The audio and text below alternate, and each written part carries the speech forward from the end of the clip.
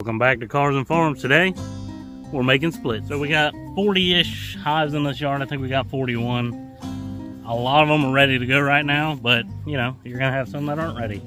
So we're hoping about 75% of them are ready, so maybe we'll make 30, 35 hives up, but we'll see. We're gonna start digging into them here soon, and I'll show you all the equipment you need to make some bee splits. First thing to make splits, you're gonna need good strong hives. You can see here there's bees sticking out the top, out of every entrance. These things I checked a few days ago, and a lot of these are ready to go. So they have 3 or 4 frames of brood up top here. So I'll bust into them here soon and show you. This is what else you're gonna need. You're gonna need some acid pads. That's what we call these. They're just pretty much cavity lids with a piece of felt in them. Then you take this acid, aka BeeGo, and you spray inside of it, and what that does, it fumes up and it makes a real pungent acidic smell. So when you put it on top of one of these hives, all the bees will run down out of the box, just like when we pull honey. So you want all those bees run down out of the box, make sure the queen's not upstairs, and then we'll take one of these queen excluders here, just a metal wire grate. And the queen can't fit through these holes, but the bees can.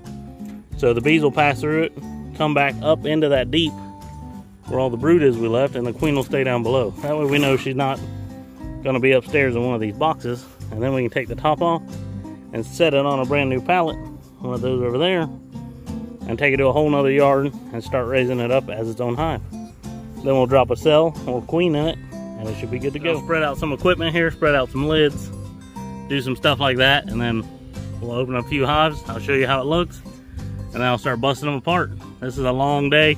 Should take 3-4 hours maybe, but we'll see how it goes. Hopefully have a lot of good hives here. I got 6 acid pads on the truck, so I'll go ahead and bust these 3 open, and open these 3, just the tops. Then we'll take a look and see how many bees are in them. Let's go ahead and open this one up. It looks pretty strong. A little smoke. Let me get up under the edge here. Not as strong as I was thinking. Still pretty strong. I can see already down in here that it's not ready. And I can tell that because I can see. Hard to tell. Let me pull one frame out here. This must have been a newer box because they just pulled out the frames. But as you can see here, there's nothing, no brood, no honey, no nothing. So it's pretty much just an empty box up top. So we'll go to the next one. That's one that's not going to be ready, but in the future it'll be ready. Let's open this one and see what it's got. That one looks a little better. See, that other one looks stronger from the outside, but this one's actually stronger inside. So this one's probably going to be ready. Give it some smoke. All you want to do is let the bees know, hey, we're here. But yeah, I can already see brood. When you get experience, you can just look down in a hive and see what's going on. But this one's probably got 3 or 4 frames of brood just from glancing. So that's what we want to see. This is a whole sheet of brood. So this thing's ready to be set off, and it looks like there's that one right there. Let's see what we got. This one here, I believe this one here. Those both have brood on them. So, and we got honey to the outside, good brood in the middle. So this one's ready to go. People will leave this frame out and space all these so the bees run down better. We might actually go ahead and do that one on this. We already have a frame out. So you just give them a little more breathing room there.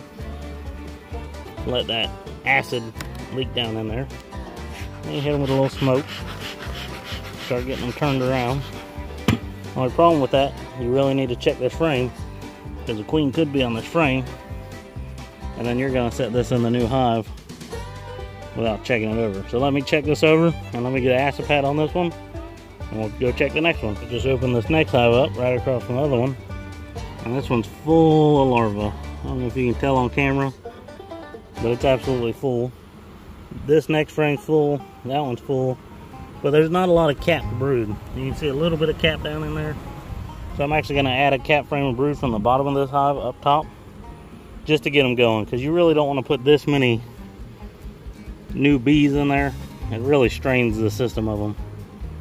Alright, so I added a good frame of brood there. And then this one's still open, so we'll go ahead and put acid pads on both of these. Let me show you how the acid pads over here work. Open this up. This is just your old standard Gatorade bottle. So this is the acid pad, the felt. Take your bottle of Bego. We like to use Gatorade bottle. You're just gonna go back and forth like this. Get a good coating on there.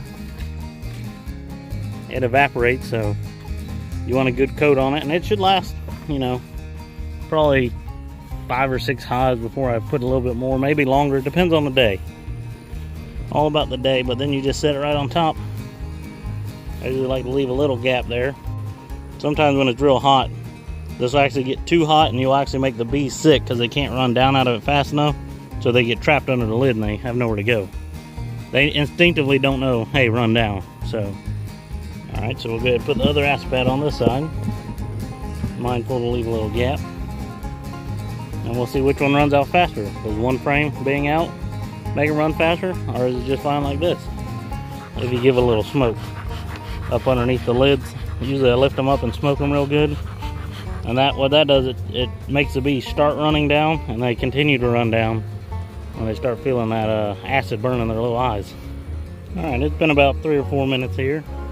You can hear the hum from the hives because of the acid on them. So they're fanning their wings trying to push the smell out. So we'll check this one. See, most of the bees are gone. Even around the brood, there's a little bit of bees here, but not too bad. So let's check the one we took the frames out of. And this one there's no bees left up top because they got a little more room to get that smell through there. So it definitely helps to pull a frame. So if you already have a frame pulled out from checking it, you might as well set it on the ground and leave it open and space them out. If you didn't do a lot of work and you just looked down and they were ready, it's better just to leave them alone and run all the bees out. So let me get these off, and then we'll put these excluders in between the hive here, because all the bees are down here now, so they won't come back up. So we'll put the excluder here, and then we'll take the acid pad off, put the regular lid on, let all the bees come back up in it, and we'll set it off in the morning. Set it onto a new pallet. Alright, as you can see here, there's a metal excluder in between these two hives, so that one's done. And I went ahead and did that one. I moved the 2 acid pads from there to these 2, because they were ready.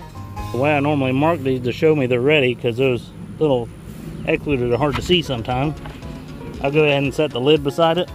Now what are these lids for, you may be wondering? Well, whenever we take this top box off, we're also going to take that lid with it. So we're going to take the box and the lid, move it all to a new pallet. This lid is to go in the bottom box, and then eventually we'll come back and put a super on top of that. So, and it makes it easier to see when you're trying to go through here at night, in the evening, switch them over and take them at night. So our little trick, a little tip, a little secret. A lot more bees here to work, so I'll catch back up with you. I'm gonna do a few more, and when we're done, I'll let you see how many I got. But I can't videotape them all. No one wants to watch me work all day. Just a little minute of it, but I hope you learned something.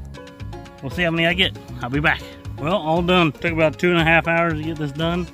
I'll show you what we got. Well, as you can see by the lids on the ground next to them, I got about 24 out of this yard.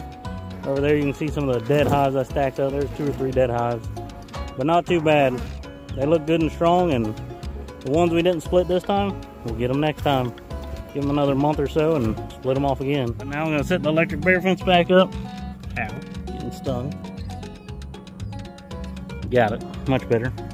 Set the electric bear fence back up and get off to the next one. Probably been stung, I don't know, 24, 30 times a day. Not too bad for being as bad as it looks today. It's all overcasty, kind of cool. Not optimal bee working with it, that's for sure. But we'll get off to the next yard. Let's turn this fence back on. I'll see you next time on Cars and Farms.